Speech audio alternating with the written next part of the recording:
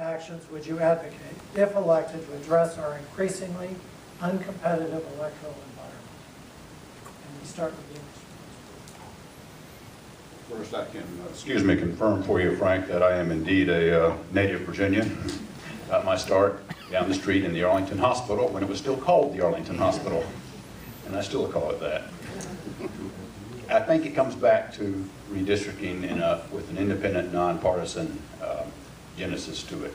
Now, clearly, that has to go back to the legislature to be enacted. But if you can set up a commission approach that recommends, based on data, districts that are more balanced, have lines that make sense, contiguous groups are kept together, things of that nature, then I think there will be tremendous pressure on the General Assembly to at least pay some heed to those recommendations. Right now, it's very true, I don't think this is a uniquely Virginia problem, but it's very true that our districts are entirely, most of them, skewed one way or the other.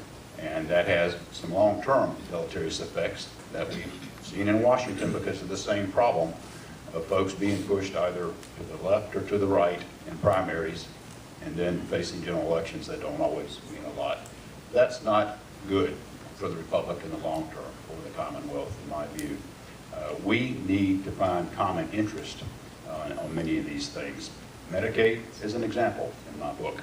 I have, contrary to the implication I think Mr. Sullivan made earlier, I said from the day I announced I was for Medicaid reform and expansion, because most of us would like to take advantage of tax dollars from the feds if we can safely and help more of our needy Virginians gain health care. But I trust none of us want to do it in a way that breaks the budget, makes the program go insolvent, and takes budget dollars away from other priorities, including schools and transportation. And it is now over a fifth of our budget, Medicaid. So that's why it does matter that we do it with reform and expansion. But those are some of the things that occur to me as a way to get elections more to the middle and more meaningful around the Commonwealth than they are today. Do me a favor. Do me a favor. Go get on VPAP and just call up a couple. You can get on there and you can call up a few districts. Take a look at our district. Take a look at some of the districts down in the Richmond area. These districts are ridiculous the way they're drawn. Last year was embarrassing as the legislature was looking at district lines. There were college kids running computer programs in their dorm rooms coming up with better districts that made more sense than the ones we're currently operating in. With the data available to us these days, we can do better. Do me one other favor. Go Google One Virginia 2021. Find that website, get in touch with my old friend Lee Middleditch, and join that effort.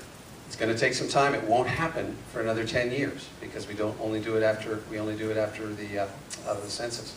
But we need the time to get a bill through the House of Delegates twice, and then a constitutional amendment. So everyone needs to be on board on this. It is crucial to fair elections going forward in Virginia.